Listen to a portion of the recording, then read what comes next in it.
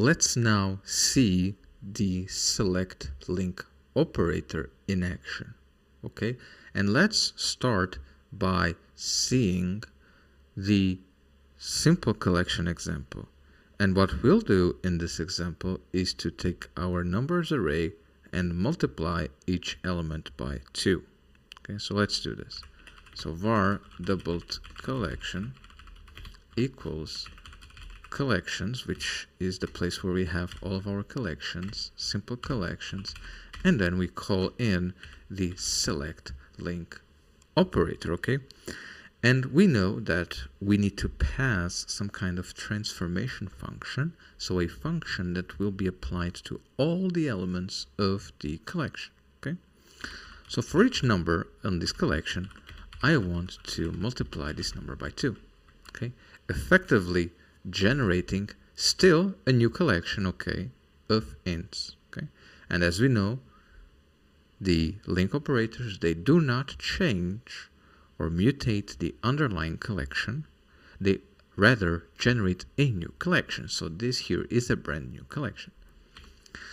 And now let's iterate over the elements on this newly generated collection. Okay, and let's see what we are getting. Okay, for each num in this collection, let's just console.writeLine, and let's writeLine the number we get. So before we run this example, let's first understand what are we expecting to be print. Okay, we are expecting to print each number doubled, as we've seen in the theory example. So we are expecting to see 2, 4, 6, 8, and 10.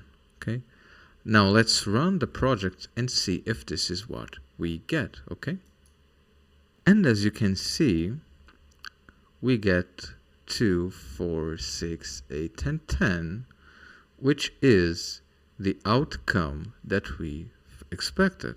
Okay, so before we go to the other example, okay, the example on which we apply the select link operator to the complex collection, let's just write line here, just a separation, okay, a separation print, so that it's easier to identify the print from the simple example and the print from the complex example. Okay, so this will be the select simple example.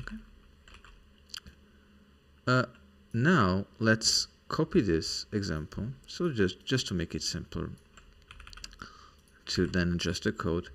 And what we need to do, from what we've seen in our theoretical example, is to, from the person collection, we need to extract the name of each of the person. Okay, now person name is the name of our new collection, and we need to target the complex collection. Okay, and now we need to adjust the transformation function.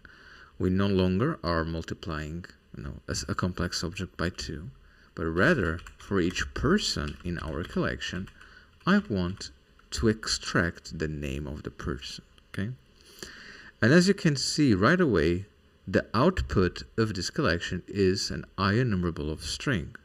Why? Because I'm extracting the name of the person, and the name is a string. Okay, so the select here will rip off, let's say, the name from the object. Okay, and then generate a new collection just with the names. Okay, and since the names are of type string, the type of the output collection is string.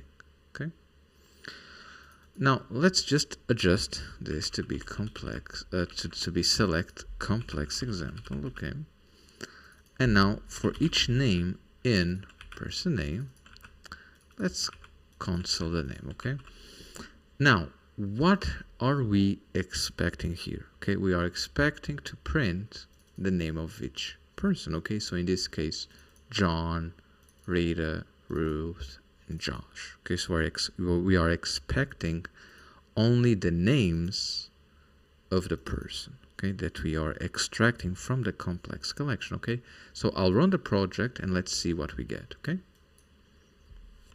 and as you can see, we get only the names of the people that we have on the person collection. Okay, now we could also do something else. So instead of the name, I could come here and just say I want to extract the age, just the age, and what we'll get is just an enumerable of n, so only ages. Okay, and if we run this, what we'll get is the ages. Okay, the ages that we have here on the file. Okay, so 25, 41, 37, 37.